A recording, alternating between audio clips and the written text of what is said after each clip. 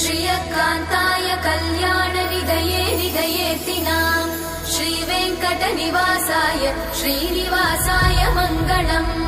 Lakshmi सविभ्रमालोकसुभ्रूविभ्रमचक्षुषे